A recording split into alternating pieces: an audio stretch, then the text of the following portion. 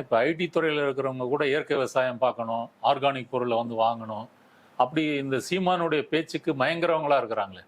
ஒரு நவீன வாழ்க்கையில் இருந்துக்கிட்டே அமெரிக்காவுக்காக ஒரு பேக்கெண்ட் வேலைகளை வந்து செய்து கொண்டே சீமானுடைய நீங்கள் சொல்கிற அந்த நம்மாழ்வாருடைய கொள்கையாக இருக்கட்டும், மாற்றுத் திட்டமாக இருக்கட்டும், சுற்றுச்சூழலை பாதுகாக்கிறதா இருக்கட்டும், தமிழ்நாட்டினுடைய கனிம வளங்களை பாதுகாக்கிறதா இருக்கட்டும், இது அவங்கள்ட்ட ஏன் எடுபடுது? நீங்கள் சொல்கிற முன்னேறிய வர்க்கத்திட்ட ஓரளவு எடுபட்டுருக்குது. இல்லை சரிதான். அவங்க ஐடி துறைக்குள்ளே போகிறவங்க நிறைய சம்பாதிக்கிறாங்க. அவங்ககிட்ட ஒரு மூலதன திரட்சி இருக்குது. அவங்களால ஒன்று இன்வெஸ்ட் பண்ணி அதை லாபகரமாக செய்ய முடியும்னு ஒன்று இருக்குது. ஆனால் அந்த இயற்கை விவசாயம் சார்ந்த பொருட்கள் இருக்கு இல்லையா, சாதாரண அரிசி 70 ரூபா, இது வந்து 300 ரூபா அல்லது 250 ரூபா இருக்கும். இந்த அரிசி யார் வாங்குவா? இதை அதே கேட்டகரியில் உள்ளவங்ககிட்ட அவங்க சேல்ஸ் பண்ண முடியும். அவங்களுக்கு வேற ஒரு வகையில் வருமானம் இருக்கிறதுனால இந்த திட்டங்களை வந்து ஏற்றுக்கிட்டு செயல்படுத்துறாங்க. ஆமாம், ஊரில் அண்ணனோ தம்பியோ யாரோ அப்பாவோ அம்மாவோ இருப்பாங்க, அவங்க இடத்த வாங்கி போடுவாங்க, விவசாயத்தை பாருங்கன்னு சொல்ல முடியும். இவர் காசு கொடுப்பாரு, அது நடக்கும். இதை விட்டுட்டு போனவர்களால் அவன் அழிஞ்சு போயிட்டான். சமீபத்தில் வந்து நீயா நானால வந்து முன்னாடி பேசின ஒருத்தர் இப்போ இன்னொரு பேட்டி கொடுத்துருக்கிறார். அவர் பிராமண சமூகத்திலிருந்து நான் வந்தேன், எனக்கு இந்த மாதிரி இந்த லைஃப் பிடிக்கல, அதனால நான் ஒரு இயற்கை விவசாயம் செய்யலான்னு போனேன், ஆனால் நொடிஞ்சு போயிட்டேன்றார். அவர் தாடி கீடி வளர்த்துட்டு ரொம்ப பரிதாபமாக இருக்கிறார். ஒரு குடிசை வீட்டில் இருக்கிறார். இங்கே வந்து செட்டில் ஆகிட்டேன், திருவண்ணாமலையில் வந்து செட்டில் ஆகிட்டேன் அப்படின்னு சொல்கிறார். 10 ஏக்கர் 15 ஏக்கர் வாங்கி போட்டு இருந்திருக்கிறார். நிலம் கிடக்குது, ஆனால் அவர் சம்பாதிச்சதெல்லாம் அழிஞ்சு போச்சு. இதில் பெரிய வருமானம் ஒன்றும் இல்லை. ஸோ இது வந்து நீங்கள் கனவு என்ன வேணால் காணலாங்க, நடைமுறையில் அது பொருந்துதா?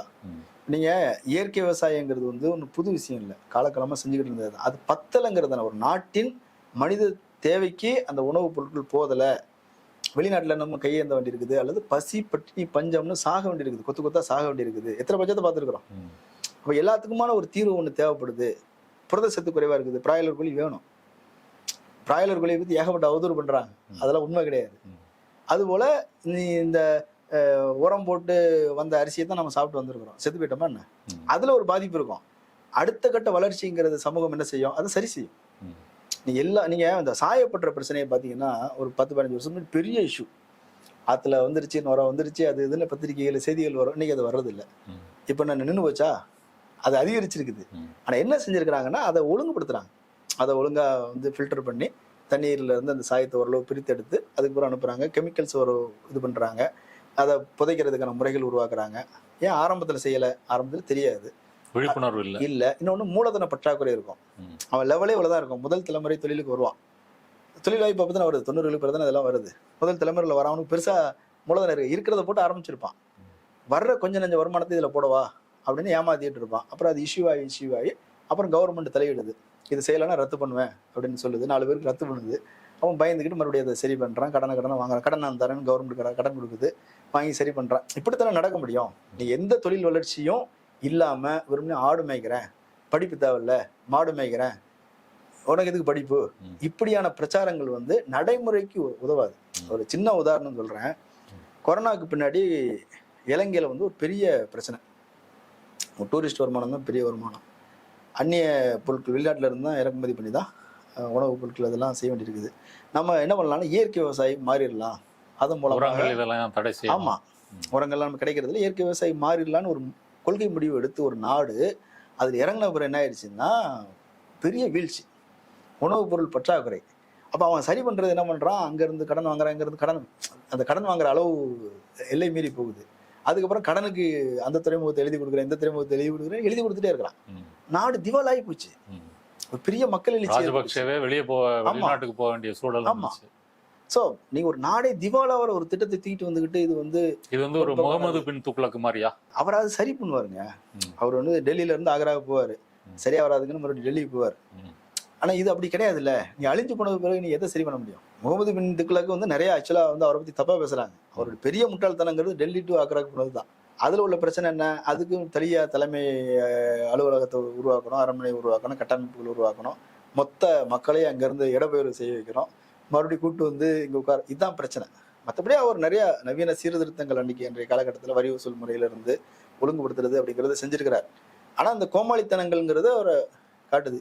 சீமானை பொறுத்த வரைக்கும் மொத்தமாகவே அதானே இருக்குது.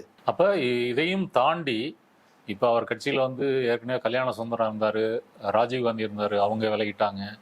இப்போ சமீபத்தில் வந்த ஆடியோவில் வந்து காளியம்மாளை வந்து தட்டி விடணும் அப்படின்னு சொல்றாரு. இப்போ சீமானுடைய பிரச்சனை வந்து என்ன? இப்போ நீங்க சொல்றது போல கொள்கையிலையும் வந்து சரியா இல்லை, வெறும் உணர்ச்சியை வைத்து அரசியல் செய்கிறார். இப்போ கூட இருக்கிறவங்க ஒவ்வொருத்தரா வெளியே போறாங்க, இருக்கிறவங்களையும் இவரே வந்து இந்த மாதிரி பேசுறாரு. அவருடைய பிரச்சனை தான் என்ன? இல்லைங்க, பேசிக்கா ஐடியாலஜிக்கல ஃபெயிலியர்.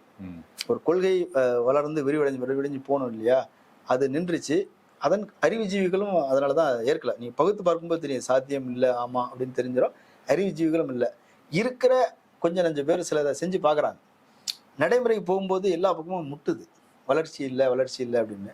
இன்னொன்று அமைப்பு வடிவம், அது வந்து மொத்தமாக மேலிருந்து சர்வாதிகாரங்கிறதுனால நீங்கள் ஒரு விஷயத்தை பேசி சரி செய்வதற்கான சிஸ்டம் கீழே இல்லவே இல்லை. நீங்கள் திமுகவை எடுத்துக்கங்க. இங்கே ஒரு மாவட்ட செயலாளர்னு ஒருத்தர் இருப்பார். அவரை கேட்டிங்கன்னா சொல்லுவார், நான் ஒரு கலெக்டர் மாதிரி இருப்பார். Deciding authority. அவர் முடிவெடுத்து நீக்குவார், சேர்ப்பார், எல்லாமே செய்வார். அப்போ அவரை மதிப்பாங்க. அவர் மேலே ஒரு பயம் இருக்கும், ஒரு மரியாதை இருக்கும். அதை நீங்கள் அந்த உள்ளாட்சி தேர்தலில் அவர் தான் முடிவு பண்ணுவார். என்கிட்ட வந்து சிலர் பேசும்போது அதை சொன்னாங்க, அந்த மாதிரி மேலே சொல்லி பேசணும் அப்படிலாம் முயற்சி பண்ணோம், அவங்க திருப்பி அனுப்பி விட்டாங்க. அங்கே என்ன பேசி அங்கே சண்டை போட்டுக்கோ, எனக்கு வந்து மாவட்ட செயலாளர் என்ன கொடுக்குறாரோ அதான் ஃபைனல். மாவட்ட செயலாளர்கிட்ட மாநில நிர்வாகி பேசுவார். இந்த மாவட்டத்துக்கு பொறுப்பாக இருக்கக்கூடிய மாநில நிர்வாகி அவர் அதில் டிஸ்கஸ் பண்ணுவார். அது என்ன நடந்துச்சுங்கிறது கீழே போகாது, அது அங்கே பேசிப்பாங்க, அதை மேலே பேசிப்பாங்க. ஸோ டிசைடிங் அத்தாரிட்டியாக இருக்கிறவங்கள வந்து கட்சி தலைமை மதிக்கணும். இவன் என்ன பண்ணுறதுன்னா, எல்லாருமே சீமானுக்கு வாட்ஸ்அப் பண்ணுறான். இவர் எல்லாருக்கும் கருத்து சொல்லிட்டு இருக்கிறார், கெட்ட வார்த்தை சொல்லி பேசுகிறாரு, திட்டுறாரு. நீங்கள் இந்த தேர்தல் நேரத்தில் நடந்த கூத்துக்கள் சிலது சொல்கிறேன். ஒரு மாவட்டத்தில் மாவட்ட தலைவரை ஓரம் கட்டிட்டு நீங்கள் வேலை செய்யுங்கன்னு ஒரு இன்ஸ்ட்ரக்ஷன் கொடுக்குறாரு. அவங்க மாவட்ட தலைவரை ஓரம் கட்டிட்டு வேலை செய்கிறாங்க, மண்டல தலைவர் ஓரம் கட்டிட்டு வேலை செய்கிறாங்க, தொகுதியோடைய தலைமை பொறுப்பில் இருக்கிறவங்க ஓரம் கட்டிட்டு நீங்கள் வேலை செய்யுங்கன்றார். இவர் இன்ஸ்ட்ரக்ஷன் கொடுக்குறாரு தனியாக. எப்படி வேலை நடக்கும்? இல்லை, என்ன பயம்? எதை பார்த்து பயப்படுறாரு? நம்மளை தாண்டி வந்து அதிகாரம் வந்து பரவலா கீழே வந்து போயிடக்கூடாது அப்படின்ற ஒரு சர்வாதிகாரியின் பயம் இல்லைங்க. அவர்கிட்ட அடிப்படையான பிரச்சனைங்கிறது ஒரு கட்சி தலைவருக்குரிய கண்ணோட்டமோ குணாம்சமோ அவர்கிட்ட இல்லை. அவர் வந்து ஒரு டைரக்டர். ஒரு டைரக்டர் என்ன பண்ணுவார், எல்லா அசிஸ்டன்ட் டைரக்டரையும் கையில் வச்சுட்டு வேலை செய்வார். நீ டிசைட் அத்தாரிட்டி கிடையாது, நான் தான் டிசைட், நான் சொல்றதை நீ செய்யணும், நான் ஒன்றும் வேலைக்கு வச்சிருக்கிறேன், இஷ்டம் இருந்தா இரு இல்லைன்னா போ. இப்படி நடந்து பாரு இல்லையா டைரக்டரு, இதே தான் கட்சியை நடத்துறாரு. நான் சொல்றது தான், இஷ்டம் இருந்தா இரு இல்லைன்னா போ, இஷ்டம் இருந்தா இல்லை, அப்போ போயிட்டே இருப்பா. அப்படி ஒரு கவலை வரணும் இல்லை? நம்ம கூட பயணிச்சவங்க, டிராவல் பண்ணவங்க ஒருத்தரா வெளியே போயிட்டு இருக்கிறாங்க. இப்போ இருக்கிற காளி மாலையும் நம்ம வந்து பேசி விரட்டுறோம், இப்படிலாம் ஒரு பயம் இருக்காதா? இப்போ இவங்கெல்லாம் போயிட்டாங்கன்னா அப்புறம் நாம் தமிழர்ல யார் தான் இருப்பாங்க? இல்லைங்க, பேசுறது கூட ஆள் வேணுமே. இல்ல என்னன்னா, கயல்விழியை கொண்டு வரணும் அப்படிங்கிற ஒரு அஜெண்டா இருக்கு. மனைவியை நீங்க கட்சியுடைய பொதுக்குழு கூடி இருந்தது பார்த்திருப்பீங்க. கட்சியின் பிரச்சனைகள் குறித்து அங்க நான் பேசுவாங்கன்னு நானும் அந்த லைவ் ஃபுல்லா பார்த்தேன். யாரும் பேசல. நிதி மட்டும் பத்தி பேசுறாரு ஒருத்தர், பேசுறாரு நிதி, திறன் நிதி கொடுங்கன்னு சொல்லி பேசுறாரு. அப்படி மற்றபடி கட்சியின் பிரச்சனைகள் என்ன, அதை சரி செய்யறதுக்கு என்ன செய்யணும், கட்சிக்குள்ள இன்னைக்கு வந்து பெரிய அதிருப்தி நிலவுது, இதை சரி செய்யறதுக்கு என்ன செய்யணுங்கிறத பத்தி எதுவுமே இல்லை. ஒரு அறிக்கையை முன் வச்சு ஒரு விவாதம் இல்லை, கொள்கை ரீதியான முடிவு கிடையாது. இன்னொன்று பார்த்தீங்கன்னா, ஒரு பெரிய கேலி கூத்து நடந்தது. அதில் கட்சியின் பொதுச் செயலாளர் இறந்துட்டார். ஆக்சுவலாக அதுக்காக தான் அந்த பொதுக்குழு, எலெக்ஷன் கமிஷன் வந்து பொதுக்குழு நடத்தி அவங்க நிர்வாகிகள் யார் யார் இல்லையோ அவங்கள ஃபில் பண்ணி எனக்கு அனுப்புங்கன்னு சொல்லியிருக்கிறாங்க. அதுதான், அதனால தான் லேட்டு. நீங்கள் அதுக்காக வந்து அவங்க சின்னத்தை வரைக்கும் இழந்திருக்கிறாங்க அந்த பொதுக்குழுவுக்காக. அப்போ அந்த பொதுக்குழு வந்து நடத்தப்படுது. அந்த பொதுக்குழுவில் எல்லாட்டையும் வெத்து பக்கங்கள் கொண்ட நோட்டில் சைன் வாங்கியிருக்கிறாங்க. நிர்வாகிகளை தேர்ந்தெடுத்தாச்சு. ஸோ பொதுக்குழுவில் கலந்துக்கிட்ட நிர்வாகிகளுக்கே தெரியாமல் இவங்க பொதுச் செயலாளர் தேர்ந்தெடுத்திருக்கிறாங்க. அது யாரோ ஒருத்தரா சேலத்துக்காரர் போல இருக்குது, யாருன்னே தெரியலன்றாங்க. அவரை வந்து பொதுச் செயலாளராக போட்டுக்கிறோம். ஏன் போட்டாங்க அப்படின்னா, கயல்வெளியை கொண்டு வருவது தான் திட்டம். கயல்வெளி கட்சியுடைய உறுப்பினர் மட்டும்தான், நிர்வாகி கிடையாது. ஆனால் பொதுக்குழு வந்திருக்கிறாங்க. எல்லாரும் அவங்கவுங்க பொண்டாட்டியை கூட்டு வந்திருக்கிறாங்களா இல்லை புருஷனை கூட்டு வந்திருக்கிறாங்களா? இவர் மட்டும் கூட்டு வர்றாரு. அவங்க தனியாக போய் உட்காடுறாங்க பெண்களோட. இல்லை வா என் பக்கத்தில் உட்காரு அப்படின்னு உட்கார வைக்கிறார். உட்கார வச்சு பொதுக்குழு நடக்குது. அதில் இவங்களை கொண்டு வரணுங்கிற ஒரு எண்ணம் இருந்திருக்குது. அதுக்கு பின்னாடி ஏதாவது வெத்து பேப்பர் இருக்குல்ல, எழுதலாங்கிற எண்ணம் இருந்திருக்குது. ஆனால் எக்ஸ்போஸ் ஆயிடுச்சு, பயங்கர சர்ச்சை ஆயிடுச்சு, ஆளுக்கு விமர்சிக்க ஆரம்பிச்சிட்டாங்கன்னு நிறுத்தி வச்சிருக்காங்க. ஒரு டம்மியை போட்டு வச்சிருக்காங்க, எந்த நேரத்துலையும் தூக்கலாங்கிற மாதிரி. ஸோ இவர் ஒரு புறம் வந்து குடும்ப ஆட்சி, வாரிசு ஆட்சி அப்படின்னு சொல்லி திமுக வந்து அட்டாக் பண்றாரு. இவரே அப்படி ஒரு வாரிசு இதை கொண்டு வருவதற்கு என்ன காரணம்? இல்லை, வாரிசுங்கிறது திமுகவில் இருக்கக்கூடாது, அவ்வளோதான். எனக்கு இருக்கலாம். அவங்க ஒய்ஃபோட தம்பியை கொண்டு வந்துருந்தாருங்க, அவரை வச்சுதான் வேலைகள் செஞ்சாரு. விஜயகாந்தும் வாரிசு அரசியல் எதிர்த்தாரு, அவன் மச்சானை வச்சுதான் வேலை செஞ்சாரு, இவரும் மச்சானை வச்சுதான் வேலை செஞ்சாரு. பசங்களை அடுத்தது கொண்டு பின்னாடி ஏதாவது பொருளாதார நோக்கம் இருக்கணுமா? நாம் தமிழருக்குன்னு ஒரு கட்சி, சொத்துக்கள், வீடுகள், வருமானங்கள், திறன் நிதி, டொனேஷன், நன்கொடை இதெல்லாம் இருக்கிறதுனால நமக்கு தெரிந்த நமது மனைவியை வைத்துக்கொண்டு இந்த மாதிரி குடும்ப உறுப்பினர்களை வைத்துக்கொண்டாதான் அதை பாதுகாக்க முடியும். அப்படி ஏதாவது அவருக்கு நோக்கம் இருக்குது? இல்ல, அதுல முக்கியமான பிரச்சனைன்னா கட்சி நிர்வாகம்னு ஒண்ணு இருக்குது, வருவாய்னு ஒண்ணு இருக்குது. இந்த வருவாய் எல்லாம் சீமானுக்கு தெரியாமலே அங்கங்க ஆட்டையப்பட்டுறாங்க. இதான் கம்ப்ளைண்ட். சரி, ஒரு பெரிய திரள் அவங்க கொடுக்கறதுதான் கணக்கு. அது அவரே அந்த அதுக்கு ஒரு ஆடியோ வந்திருக்கும், அவங்க எழுதி கொடுக்கறதுதான் கணக்கு அப்படின்னு. அப்போ இதெல்லாம் கண்காணித்து அதை வசூல் பண்ணணும். சரி, அப்படி வசூல் ஆகுறது கட்சிக்கு வருதா? கட்சியோடைய அக்கௌண்ட்ல எவ்வளவு பணம் இருக்கு? இப்பதான் சொல்றாங்க 5 லட்ச ரூபா இருக்குதுன்னு சொல்லிடுறாங்க. ஸோ இந்த திரள் நிதி எதுவுமே கட்சியோட அக்கௌண்ட் வர்றது இல்லை, எல்லாமே இல்லீகலா வருது. அது என்ன ஆச்சு யாருக்கு தெரியும்? ஆளுக்கு எடுத்துக்கிறாங்க. அப்போ அதை போகாம நம்ம டேக் ஓவர் பண்ணிக்கணுங்கிறது தான் இருக்குது. இது வந்து ஒரு தொழிலுங்க. இப்போ இல்லீகலா வருதுன்னு சொன்னா ஒன்றிய அரசு அவங்களுடைய இன்கம் டாக்ஸ், ரிசர்வ் பேங்க் இவங்கெல்லாம் அதை அனுமதிக்கிறாங்களா? அனுமதிக்கிறாங்க. ஸோ அவங்களுக்கு தேவையான வேலையை அவங்க செய்யறாங்க. அவங்களுக்கு என்னன்னா, இங்க வந்து ஒரு திராவிட இயக்கம் என்ன செஞ்சிருக்குது அப்படின்னா, பார்ப்பனர் அல்லாத சமூகத்தை ஒன்று திரட்டி வச்சிருக்குது. பிற மாநிலங்கள்ல அவங்க சாதியா உடைக்கிறாங்க. ஒவ்வொரு கம்யூனிட்டியும் உடைச்சி தனித்தனியா அதுக்கு ஒரு கதைகளை சொல்லி டேக் ஓவர் பண்றாங்க இல்லையா? இங்க அதை செய்ய முடியறது இல்லை. அப்போ திமுக, அதிமுக ரெண்டுமே இந்த வேலையை செஞ்சு வச்சிருக்கிறாங்க. அப்ப இவங்க வந்து கம்யூனிட்டி ரீதியா உடைக்கணும், துண்டாடணும் அப்படிலாம் விரும்புறாங்க. திமுகவை உடைக்கிறதுக்கு ஒரு தெலுங்கர்னு ஒரு பிராண்ட் பண்ணி, ஆக்சுவலா தெலுங்கர்னு சொல்ற எந்த ஆதாரமும் கிடையாது. வீட்டுல தமிழ் பேசுறாங்க, சொந்தக்காரன் தமிழ் பேசுறாங்க, அவங்க கம்யூனிட்டியே தமிழ் பேசுது. ஆனா தெலுங்கர்னு ஒண்ணு சொல்லி பிராண்ட் பண்ணி பாக்குறாங்க. இப்படியாக என்னெல்லாமோ பண்ணி பாக்குறாங்க. இதை வந்து பிஜேபி செய்ய முடியாது. அதுக்கு ஒரு ஆளை வைக்கிறாங்க. இப்போ ஏடிஎம்கேக்கு ஒரு எப்படி கூலிப்படை மாதிரி வேலை செஞ்சாரோ அதே மாதிரி பிஜேபிக்கு ஐடியாலஜிக்கலாக வேலை செஞ்சு கொடுக்குறாரு. ஒரு அடியாள் வேலை தான் இது. இது ஆக்சுவலாக நாம் தமிழர் கட்சிங்கிறது ஒரு கூலிப்படை கட்சியாக மாறிடுச்சு. இப்போ இது வரைக்கும் வந்து நாம் தமிழர் வந்து எப்படி ஆரம்பித்து, எப்படி ட்ராவல் பண்ணி, எப்படி இந்த நல்ல இடத்துக்கு வந்திருக்காங்க அப்படின்றத விளக்குனீங்க. இப்போ இறுதியாக ஒரு கேள்வி. இப்போ இவ்வளவும் நடந்தது பிறகு இன்னும் சொல்ல போனால் அவர் நித்யானந்தாவை பற்றி பேசுகிறாரு, அப்புறம் வந்து ரிக்கி மார்ட்டினை பற்றி அவருடைய தம்பிகள் பேசுகிறாங்க. இவங்க வெளியே ஒன்று பேசுறது, உள்ளுக்குள்ளே ஒன்று பேசுறது ஒன்றா வந்து இருக்குது. இதை வந்து விட்டுருவோம். இப்போ யூடியூப் ரூட்டஸ் மைனர், அப்புறம் வந்து அதர் மனோஜ் எல்லாம் வந்து புலம்புறாரு. அவங்க வந்து யூடியூபர்ஸ் தான், அவங்க வந்து கருத்துக்களை வந்து முன்வைக்கிறாங்க. இப்போ அவங்களுக்கே பயப்படுற அளவுக்கு ஒரு பலவீனமான இடத்துக்கு வந்துட்டாரு. இப்படிப்பட்ட நாம் தமிழர் கட்சி சீமானுடைய எதிர்காலம் வர இருக்கின்ற காலங்களில் எப்படி இருக்கும்? உங்களுடைய கருத்து என்ன? இல்லைங்க, அதான் நீங்க ஒரு கருத்தை எதிர்கொள்ள முடியாத அளவுக்கு நீங்க போயிட்டீங்கிறத நான் முதல்ல சொன்னேன். ஐடியாலஜிக்கலாக அவங்க தோத்துட்டாங்க. அதனாலதான் ஒவ்வொரு விஷயங்களையும் அவங்க ஏதோ ஒன்று சமாளிக்கிறதுக்கு பதில் சொல்றாங்க, மாட்டிக்கிறாங்க. நீங்க ஒரு ஐடியாலஜி தான் வந்து ஒரு கண்ணோட்டத்தை தரும். அந்த கண்ணோட்டத்துல இருந்தா நீங்க இப்போ நீங்க கம்யூனிஸ்ட் கட்சி அப்படின்னா அவங்க வர்க்க பார்வைன்னு ஒன்று வச்சிருப்பாங்க. இப்போ இவங்க திராவிட இயக்கமா அவங்க வந்து ஒரு சமூக நீதினு ஒன்று வச்சிருப்பாங்க. அதுல இருந்து வகுப்பு வாரி பிரதிநிதித்துவம், ஒவ்வொரு சாதிகளுக்கான உரிமை, கல்வி, பொருளாதார மேம்பாடு, அதை ஒட்டி அவங்களுக்கான திட்டங்கள், நகரமயமாதல், இப்படிலாம் அவங்க ஒரு திட்டம் வச்சிருப்பாங்க. அதுல இருந்து ஒன்னொன்னே அணுகுவாங்க. இப்போ நீட்டுன்னு ஒன்று வரும்போதே அவங்க கலைஞர் ஏற்கனவே வந்து இந்த மாதிரி தேர்வு முறையை வந்து நிறுத்திருக்கிறார். 2004 வந்து வெற்றி பெற்று வந்த போது அப்போ ஏற்கனவே ஒரு தேர்வு இருந்தது, அது நிறுத்திட்டார்.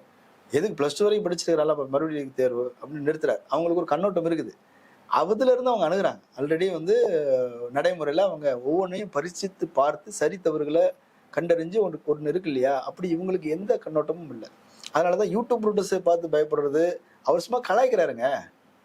அவங்க நீ பண்ற கோமாளித்தனங்களை அம்பலப்படுத்துறாரு, தவறுகளை விமர்சனம் பண்றாங்க. ஆமா, நீ யோக்கியன்னு சொல்ற, மனோஜ் வந்து இல்ல நீ அயோக்கிய பைய, சொத்து சேர்த்துருக்கிற பாரு, அவர் பட்டியலா வெளியே விடுறாரு. விஜயலட்சுமி இஷ்யூ வருது, உன்னால நீ ஏன் கட்சிக்காரனை கூப்பிடுற? கட்சிக்காரன் சேர்ந்துதான் அந்த பொண்ணோட வாழ்க்கையை பிரிச்சாங்களா? நாம் தமிழர் கட்சி தம்பிகள் பிரிச்சாங்களா வாழ்க்கையை பிரிச்சது? இவரு தானே செஞ்சாரு, இவரு தானே பொறுப்பு இருக்கணும். நீ கல்யாணம் பண்ணிக்கோ அல்லது டைவர்ஸ் பண்ணிக்கோ, செட்டில்மெண்ட் கூட பண்ணிக்கோ. நீ ஏன் அந்த வழக்கை சந்திக்கிறது கட்சிக்காரனை கூப்பிடுற? போலீஸ் ஸ்டேஷனுக்கு வாட்ஸ்அப்ல எல்லாரையும் வரவழைச்சு ஆயிரக்கணக்கில் கூட்டு போற. அப்ப நீ அந்த அளவுக்கு பலவீனமா இருக்கிற. விஜயலட்சுமி பேரை சொன்னாலே நடுங்குற, கூடுதலா வீரலட்சுமி வந்தோன்னா இன்னும் பதட்டப்படுற. இப்போ நீ அந்த அளவுக்கு வந்து பலவீனமா இருக்கிற, நடுங்கிட்டு இருக்கிற. சொல்லுவாங்கல்ல, பில்டிங் ஸ்ட்ராங்கு, பேஸ்மெண்ட் வீக்கு, அந்த மாதிரி சவுண்டு வாயில இருக்குது, கால் நடுங்கிட்டு இருக்குது. அப்படி இருக்கும்போது நீ எப்படி எதிர்கொள்ள முடியும்? ஸோ அதான் சொல்றேன், ஐடியாலஜிக்கலா அவங்க மொத்தமா காலி. அமைப்பு ரீதியான பிரச்சனையும் என்ன அப்படின்னா, அங்க எழக்கூடிய முரண்களை எதையும் சரி செய்வதற்கான அமைப்பே அங்க இல்லை. ரெண்டாவது, சீமானுக்கு அடுத்து யாரும் வர முடியாது. அடுத்த தலைவர்கள் யாரும் இல்லை, இருக்கிறவங்களையும் ஒரு விரட்டிட்டு இருக்கிறார். அப்ப என்ன சந்தேகம் வருது எல்லாருக்கும்? கையல் வெளியே கொண்டு வருவதற்கான சூழலை உருவாக்குறாங்க. அப்போ யாரெல்லாம் கேள்வி கேட்பாங்க? சீனியர்ஸ் எல்லாரையும் ஓரம் கட்டுறாங்க அப்படின்ற வருது இல்லை. இப்போ காளியம்மாள் வந்து வட சென்னையில் நின்னாங்க, ஓரளவு ஓட்டு வாங்கினாங்க. வடசென்னை அங்க மறுபடியும் நிறுத்த வேண்டியதானே, அவங்கள தூக்கி போட்டு அதுல இவர் போய் நிற்கிறார். நான் வந்து எண்ணூர்ல பிரச்சனைக்காக அதானிக்கு எதிராக நான் இது பண்ண, அப்ப அங்கெல்லாம் போகணும். திருவொற்றியூர்ல நாடார் ஓட்டு இருக்குதுன்னு தானே போறாரு. ஸோ நீ என்னெல்லாம் சொன்னியோ அதை உன்னால செயல்படுத்த முடியல. சாதி பார்த்து போடுற ஓட்டு எனக்கு தீட்டுன்னு சொன்னேன், நீ சாதி பார்த்து ஆளுகளை நிறுத்துற. முதலியாரை நிறுத்திட்டேன்னு ஈரோடு கிழக்குல வந்து சொல்ற. முதலியாரு முதல்ல வந்தவர் முதலியார் இந்த கதையெல்லாம் அங்க வருது. இந்த மாதிரி ஒவ்வொரு இடங்கள் இப்ப வன்னியர் பொண்ணை தான் நிறுத்தி வச்சிருக்கிறாரு இங்க லேஸ்டா விக்கிரவாண்டியில. இப்படி எல்லா வகையிலும் நீ சாதி பார்த்து தான் ஆளை நிறுத்துற. நீ இப்படி யோசிச்சு பார்த்தீங்க அப்படின்னா அவர் வந்து டோட்டல் ஃபெயிலியர். ஸோ அமைப்பு ரீதியாகவும் தோல்வி, அரசியல் ரீதியாகவும் தோல்வி. இப்போ அவங்களுடைய நாட்கள் வந்து அவங்களுடைய எதிர்காலத்துல வந்து எண்ணப்படுதுன்னு சொல்லலாமா? இல்ல, அது இருக்கும், மொத்தமா அழிஞ்சிரும்னு சொல்ல முடியாது. நான் என்ன சொல்றேன்னா 2011 அவங்க தேர்தலில் நின்றுக்கணும், நிக்கல. 2014 நின்றுக்கணும், நிக்கல. அதெல்லாம் அந்த உணர்வு இருந்த காலகட்டத்தை அறுவடை செய்யறது. அதுக்கு பிறகு கூட வந்து ஒரு ஒரு 10% 15% நீ காட்டிட்டனாலே ஒரு ஆல்டர்னேட்னு வந்துடும். உனக்கு பின்னாடி ஒரு கூட்டணி சேர்ந்துருக்கும், நீ எதிர்கட்சியாக கூட வந்திருக்கலாம், அல்லது இத்தனை சீட்டுன்னு கன்வெர்ட் ஆகிருந்திருக்கும், நின்றுக்க முடியும். அதெல்லாம் விட்டுட்டேன். 16 நிற்கிற, 17 நிற்கிற, அதெல்லாம் நீங்கள் 16 நிற்கும் போது பார்த்தீங்க அப்படின்னா 1%. இப்போ 1% 19 வந்து என்ன பண்ணு 3% மாறுது. அப்போது 1 3 மாறுது, 2 மடங்கு வளர்ச்சி இல்லையா? 19 21, 21 வந்து எத்தனை வருது அப்படின்னு சொன்னால் 7.5%, 6 தெரியல. ஆமா 7% வருது, 6.5%, 7% வருது. இப்போ வந்து 8.2. ஆமா, இப்போ நீங்க 6%, 7% வருது அப்படின்னா அதுல இருந்து நீங்க வளர்ச்சி வேகத்தை பாருங்க. 1ங்கிறது 3 ஆச்சு அப்படின்னா 3 9 தானே ஆகணும். ஆனா என்ன ஆகுது, 1 3 ஆகுது, 3 வந்து 7 மாறுது. சரி, அப்போ என்ன ஆகுது, 1 மடங்கு தான் வளர்ச்சி, 1.25 மடங்குன்னு வச்சுக்கோங்க. சரி, 1.25 மடங்கு. அடுத்தது அதே 1.25 மடங்கு வரணும்ல. 7ங்கிறது வந்து 14 வரணும்ல, அல்லது 15 வரணும்ல. எங்க வருது, 8க்கு வருது.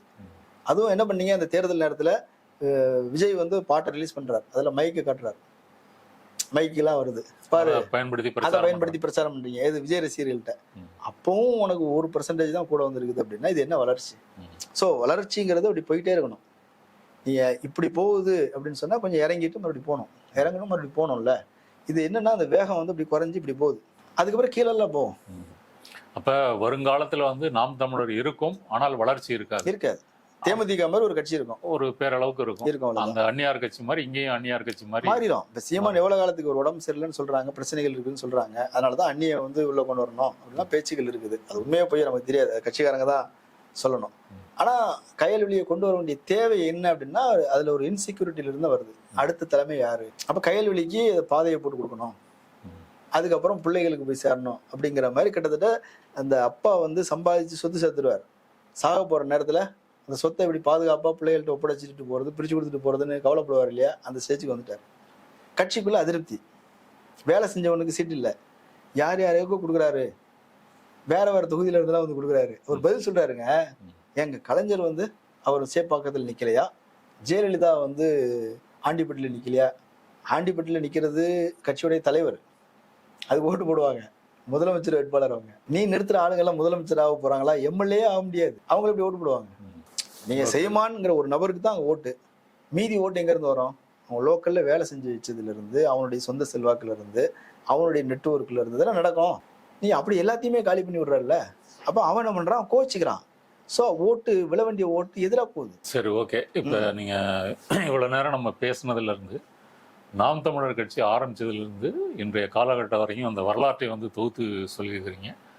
இனி வந்து அது வளர்ச்சி அடைவதற்கான ஒரு எதிர்காலம் இல்லை, ஒரு குடும்ப சொத்தை வந்து பரிமாறுவதற்கான ஒரு எதிர்காலம் தான் இருக்குன்னு சொல்லியிருக்கிறீங்க. இன்றைய தினம் எங்களோடு இணைந்து கருத்துக்களை பரிமாறியமைக்கு மிக்க நன்றி.